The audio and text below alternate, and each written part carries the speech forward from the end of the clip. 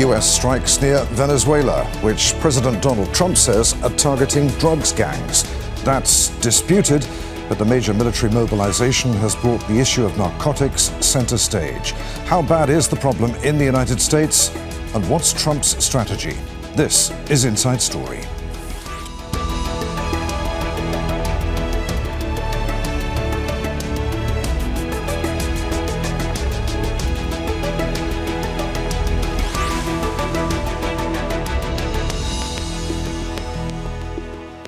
Hello, welcome to the program. I'm Adrian Finighan. The US has destroyed at least 10 boats in missile strikes off Venezuela and nearby. It's part of a major military and naval mobilization in recent weeks, which President Donald Trump says is targeting drug cartels. Critics say it's really to force regime change in Venezuela, pointing to a lack of evidence that the boats were linked to organized crime. Whatever the truth is, and regardless of the legality of the action, Trump has made clamping down on illegal drugs a key policy of his second term. The US has a serious narcotics problem. About 1 million people have died from opioid overdoses since the turn of the century. So what is Trump's strategy? Is military action likely to have any impact? And what are his administration's plans to confront the problem domestically? Will they work? We'll discuss all that with our guests shortly. But first, a report from Alexandra Byers. The largest, most advanced aircraft carrier in the world, the USS Gerald R. Ford, is churning towards the Caribbean, cutting short a months-long deployment in Europe. The Pentagon ordering its 5,000 troops and more than 75 fighter jets and helicopters back across the Atlantic. A dramatic escalation of what was already the biggest deployment of American forces in the Caribbean in decades. Part of what the Trump administration says is a crackdown on drug cartels. I don't think we're going to necessarily ask for a declaration of war. I think we're just going to kill people that are bringing drugs into our country. Okay? We're going to kill them. You know, they're going to be like dead. Okay? Since the beginning of September, U.S. forces have blown up 10 vessels in international waters, killing at least 43 people who Washington says were smuggling drugs into the U.S. But it hasn't presented any evidence, and the question being asked from the U.S. Congress to the Caribbean and South America is, are these attacks legal under any domestic or international law? The administration argues drug trafficking constitutes an attack on the U.S., an armed conflict, and that the boats and their crews can be treated as combatants. We're undertaking these operations against narco-terrorists. That's what these are. These are terrorists. Let's be clear. President Donald Trump has long painted a picture of a country invaded and under attack. These drugs coming in, they killed 300,000 Americans last year, and that gives you legal authority. We're allowed to do it. It's in international waters. If we don't do it, we're going to lose hundreds of thousands of people. For more than a decade, the U.S. has suffered its worst drug crisis in history, but the tide seems to have turned already. Drug-linked deaths peaked in 2023, with more than 110,000 fatal overdoses reported. But those figures have dropped dramatically in the past 2 years, and domestic drug seizures have more than doubled. The surge in overdose deaths was fueled by fentanyl, a synthetic opioid produced in China and Mexico. The boats that the U.S. military attacked were coming from South America, which produces cocaine. America has long declared it's fighting a so-called war on drugs. But even though the number of victims is falling, Trump is unleashing unprecedented military force in an entirely new battlefield. Alexandra Byers, Al Jazeera for Inside Story.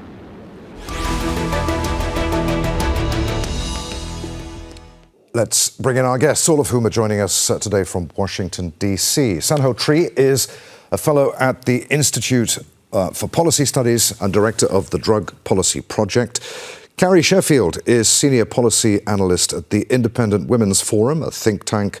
And Ernesto Castaneda is director of the Center for Latin American and Latino Studies at American University. A warm welcome to you all. Sanho, let's start with you. As we heard in Alexandra's report, fatal overdose deaths appear to have peaked in 2023. Leaving aside the legality of the strikes on the boats off Venezuela, is President Trump's strategy the right way to deal with America's drug problem? No, of course not. The drug overdoses and drug abuse are public health problems, and we don't fix those by using bombs and military policies. If you want to look at what the real killers are in this country, the Centers for Disease Control estimates that 480,000 Americans will die from tobacco-related deaths this year. That is far more than all alcohol and all illicit drugs combined. And yet we're not sending drone strikes to Richmond, Virginia, where many of these CEOs of big tobacco companies are headquartered. Why not? They kill far more people than these drugs from cartels. Carrie, what's your view on the president's strategy? He's sending, as we heard, the USS Gerald Ford, the US's most advanced aircraft carrier, with dozens of stealth fighter jets on board and surveillance aircraft. Is that somewhat not over-egging the pudding, using a sledgehammer to crack a nut? Is it the most sensible use of sophisticated, not to say expensive, US military assets? Well, the United States is far from alone from designating these cartels as terrorist organizations. You see this, for example, against the Venezuelan gangs. There are multiple other countries that have designated these as terrorists, including Peru, Paraguay, Argentina, Ecuador, and even the European Parliament. So the United States is not acting alone here in its designation of these organizations as terrorist organizations. With all due respect to my previous panelists, I think to talk about tobacco deaths, this is a totally different conversation. It's like you're muddying the water here. I agree with you. Tobacco is dangerous, and yes, we should definitely try to reduce tobacco use in the United States.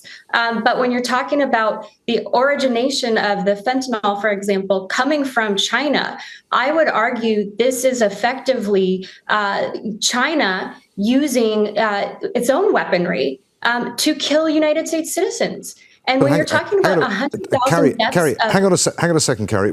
As we heard, though, fentanyl is not coming from Venezuela or via Venezuela in any form. It's coming from Mexico, mostly, into the United States, and, as you say, China. Why then is the president building up this military force off the coast of Venezuela? Well, 40% of the global cocaine market is coming through Venezuela. And there were about 30,000 cocaine deaths in the United States in 2023. And the United States went to war over 3,000 deaths in 9/11. So you're talking about 10 times the magnitude per year annually of United States deaths coming from the cocaine use. And so to me, this is, again, the Venezuelan government has effectively declared war on the United States people. And for once, we have a president who is fighting back. I would also point out that the previous administration, when you're talking about the incompetence of Kamala Harris, she was supposed to be getting at the root causes of poverty from Latin American countries. She did nothing of the sort. These cartels, they run rampant throughout Latin America, and they destroy the lives of the people in these countries. And for that reason, many of them come to the United States via illegal immigration. She did nothing to actually stop the cartels in what they're doing to not only the United States people, but also to the people of Latin America. Okay, Ernesto, I saw you shaking your head. Has the Venezuelan government effectively declared war on the people of the United States? No, absolutely not. And to say that there is a coordinated campaign by the Venezuelan president to empty the prisons from criminals and send them to the U.S., as the President Trump has been saying for a while. It's not true. That he's purposely sending fentanyl to the U.S. to increase overdoses. As you were correctly saying, fentanyl does not come from Venezuela. Cocaine does pass through Venezuela on its way out, Trinidad and Tobago, but most of those drugs are going to Europe. Not saying that is correct, but again, that's not the way that the drugs come to the U.S.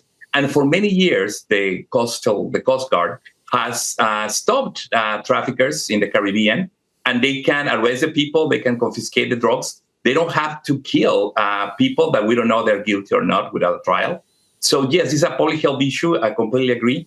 Every death is sad. But yeah, putting things in proportion is important. 1 million people that died from COVID during the pandemic. And right now we see that the city recommendations are trying to decrease the incentives for people to take the vaccine. So drugs are a big issue. They're an important issue throughout Latin America. They can use the cooperation of the U.S. But what we see with the deployment of these military carriers to the coast is that Trump is confounding immigration, which is independent from drugs, and then using the drug threat to threaten Latin American regimes that it doesn't like or that may have criticisms of the U.S., like the Maduro regime or the Colombian regime, by deploying or threatening to deploy military personnel, which is, it wouldn't help the issue. It would make it worse indeed. Sanho, is, as President Trump claims, the U.S. under attack from Latin American drugs cartels? So I think that's the silliest of all the accusations, that we're under attack from a foreign power. U.S. citizens, if anything, are practically begging for this right to be attacked. So much so that they're willing to risk serious prison time. They're willing to pay tremendous markups at hyperinflated prices for the privilege of consuming these drugs. We are demanding, we are asking for this stuff to come in. It's not that they're forcing it on us. We're no more under attack than alcohol consumers were in the United States under alcohol prohibition, right? They were perfectly willing to hand money hand over fist to bootleggers and alcohol traffickers. They were not under attack from those smugglers. They were asking for those products. Okay, let's put that to Carrie. This is a public health issue, isn't it? I mean, the military has no role in solving this issue, does it? I completely disagree. And when you look at congressional authority, Congress allows the U.S. Secretary of State to designate certain groups and actors as terrorists. And as such, that comes with protections or ability and use of force to protect Americans. When you're talking about the demand, yes, it's unfortunate there's demand, but these are highly addictive substances. The difference in the more recent United States history is this fentanyl. Again, the component parts of it are originating from China. And yes, Trump has also designated 6 Mexican cartels as foreign terrorist organizations as well. So this isn't just about Venezuela. It's also about Mexico. And Canada has agreed with this as well, and designated these groups as terrorist organizations as well. So when you have the deliberate CCP, China, to organizations within China who deliberately want to poison Americans, that to me and to President Trump is considered an act of war. And as such, the United States has the right to defend its people. Ernesto, what do you make of that? President Trump has said that the next stage of his campaign would be to hit targets on the ground. The land is going to be next, he said, without giving any detail. Given, as we've established, that fentanyl is the big problem in the United States, and much of that is coming via Mexico, will the US be using military force against traffickers operating in its southern neighbor? Could you imagine the US launching airstrikes against targets in Mexico? That's been in discussion for a while, and that would be tragic. It wouldn't solve the problem for good. It would really damage forever the working relationships that the U.S. and the Mexican governments have right now to combat drug trafficking and to decrease the arrival of immigrants to the U.S.-Mexico border. There's historical precedents of incursions into Mexico, so the Mexican government, the Mexican people couldn't take that lightly. So the cooperation with DEA agents and other things would decrease. That will be a real attack on the sovereignty of Mexico or any other country in the Americas. It sounds easy. Some people within the countries call for this, but it's not a magic bullet that could solve it. Transnational organized crime is a problem, but it is transnational. These people make a lot of money from the sale of drugs because it's an illicit market. And indeed, there is demand in the United States. So just using military force to solve this problem doesn't work. Mexico has had an armed war using using the Mexican military to fight cartels. It hasn't worked. The U.S. cooperated and worked with the military in Colombia for a long time to decrease drug production. That worked. But then what happened is that a lot of that production and trafficking has moved to countries like Peru and Ecuador, which now are sending the cocaine to the United States. So let's say that the Trump initiative in Latin America would work. then it will be easy to imagine that illicit drugs will come then from Afghanistan or other parts of the world. And yes, fentanyl is produced with Chinese precursors in Mexico, and then it's brought in with trade, legal trade, or by U.S. citizens in the majority to the U.S. Territory because of the demand. But also, it's thinkable that if that was stopped, then fentanyl could start being producing in larger amounts in the U.S. So we have to tackle the demand, the addiction, the public health, and the Trump administration has started good TV campaigns to tell youth and people that if they become addicted to fentanyl, they will quickly die. So those are the ways to tackle this, to educate the population about the risk of these substances, not the use of the military. Sanho, how should President Trump be tackling the US's opioid crisis? What would be more effective? You said you're against the use of military force. What would be more effective than that? What would work? We've had a tremendous decline in overdose deaths in this past year, a little year and a half, about 24%. That is dramatic. It is the biggest I've seen in studying this issue for nearly 3 decades now. So it is not something to be dismissed. It is huge. And how we got here is the important thing.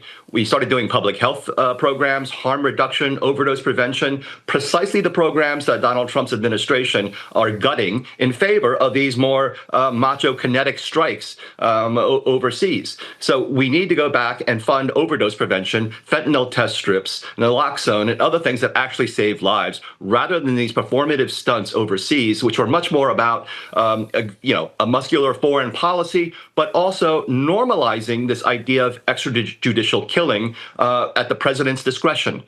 This is not a power that he has under any law. And ultimately, I think what really seduces Donald Trump to this policy, makes it addictive to him, is that it gives him so much more power than he could possibly have imagined previously. It gives him the power of the Old Testament angry God who can look down from the heavens and smite anyone who displeases him. And that's what he's getting away with in international waters. And if that's allowed to stand, it won't be long before he tries to take this domestically and try to argue that he has a right to prejudge criminals and dispatch them, with a summary execution. And in fact, his Attorney General Pam Bondi said as much a few weeks ago at the Antifa summit at the White House. She said that we are going to do to Antifa what we've been doing to these cartels. Carrie, what do you think of that? Are you comfortable with the fact that there appears to be no legal evidence that there is a domestic or international law that allows the president to do this? And what's he going to do about China? He's hardly going to use military force against China, is he? Well, the president will be meeting with the president of China here within the next couple of days. And I'm certain that this is going to be one of the topics that they'll speak about, among many other things. I think again, in the United States, the Congress has designated this power to the Secretary of State when it comes to foreign terrorist organizations. And again, I go back to the fact that the European Parliament and numerous other countries that I mentioned earlier, they've also designated Venezuela, the Cartel de los Soles, as a terrorist organization, and Maduro is heading this up. I mean, that to me is just shocking that the head of state is the head of a cartel. That is not, we've normalized that by not prioritizing the fact that an organized criminal is the head, a narco-terrorist, is running an entire state. And that is deeply problematic for the people of Venezuela, which is why they've been protesting in the street. The Maduro regime is very illegitimate. Numerous organizations have said so, that what Maduro did to his own people with the election and how their voices were not heard. This is why the opposition recently just won the Nobel Peace Prize. And so to me, it's Orwellian that what has been normalized, that the head of a narco-terrorist organization is running a country and suppressing the ballot box. For anybody who says they care about democracy, for anyone who says they care about the voice of the people, that Maduro does not.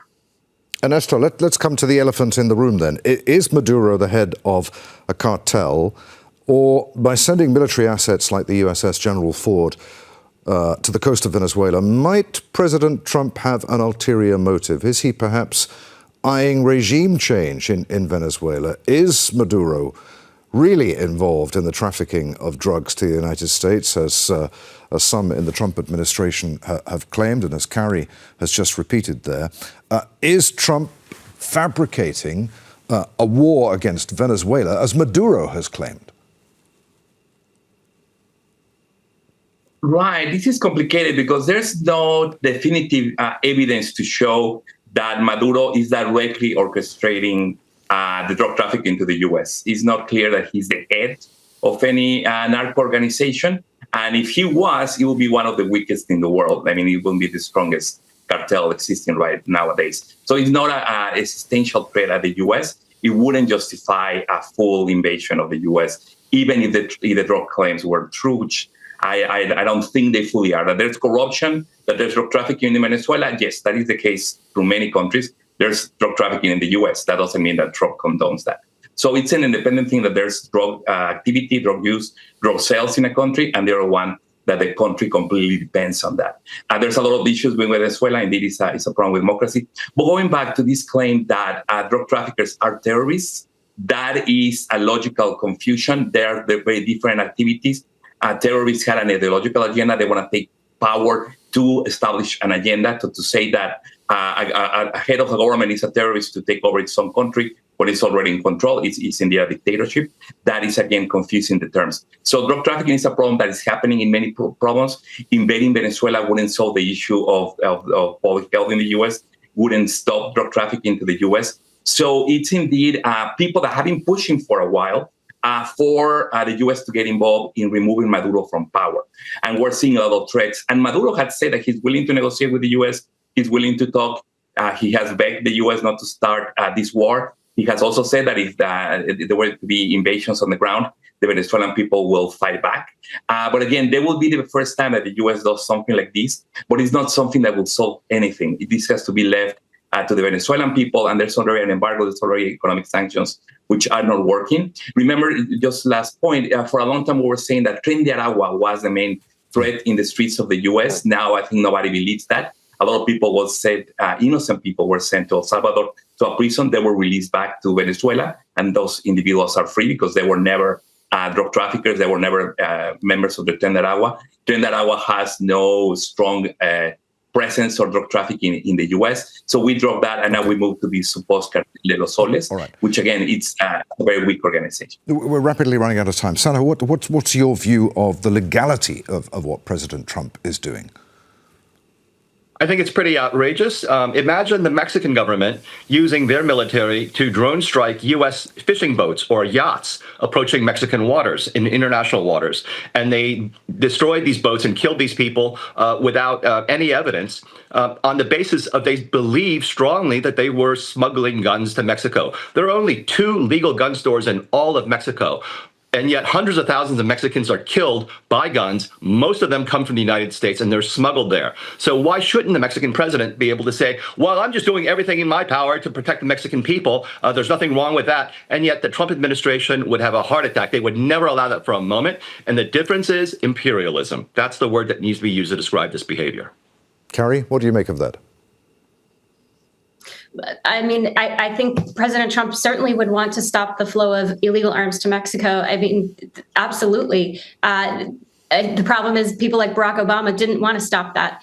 And so in terms of saving lives, that is, if you want to talk about imperialism, you know who's imperial over these countries? It's the narco terrorists. They're terrorizing their own people. They are murdering. These are not, we can't sanitize what these gangs do to their own neighbors, their own people, the people of Mexico, the people of Venezuela, the people of Peru. That to me is tragic in all of this. So to say that Donald Trump is imperial, even though these narco terrorists are violating their own people, why wouldn't we want to protect the innocent? Both the people who are affected in the United States and also in these countries of origin. All right, Sanho, I've got about a minute. Do you want to come back on that? Yeah, so why should the Mexican president be allowed to drone strike suspected boats smuggling guns? This is insane. I took part in a war game in February in Congress, looking at the possibility of a war with Mexico or military strikes, and it is catastrophic what would happen if that were to happen. And yet, most of those drugs come through Mexico, and we need to maintain a good relationship with Mexico in order to deal with all kinds of issues, and from trade to migration and security issues as well.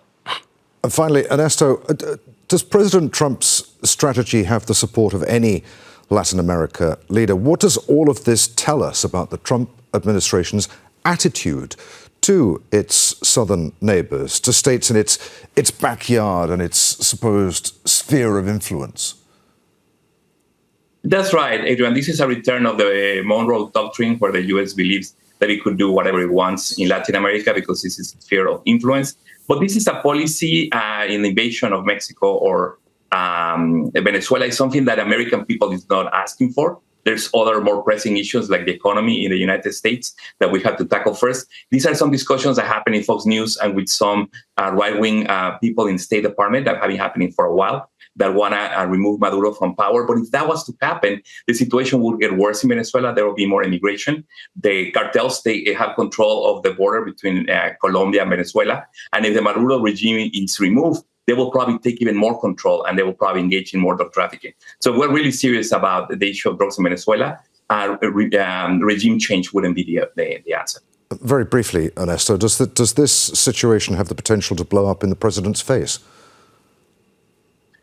Yes, absolutely. If he really goes with a military option, it will be catastrophic indeed. The situation in Venezuela will become even more dire.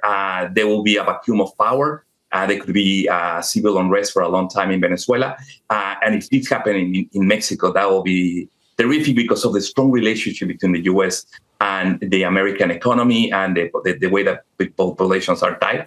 And then the immigration pressures will be large, and it will directly affect the American economy. So Trump has to be more careful and get better advice before doing anything extreme. Look, this is a subject we could talk about for very much longer, but as we know, the news waits for no one. We've got to clear out. We're out of time. Many thanks indeed for being with us. Sanho, Carrie, Sheffield, and Ernesto, Castaneda. Thanks for watching. You can see the program again at any time by going to the website at aljazeera.com. For further discussion, join us at our Facebook page. You'll find that at facebook.com/AJ Inside Story. And of course, you can join the conversation on X. Our handle there, at AJ Inside Story. From me, Adrian Finighan, and the team here in Doha. We'll see you again. Bye for now.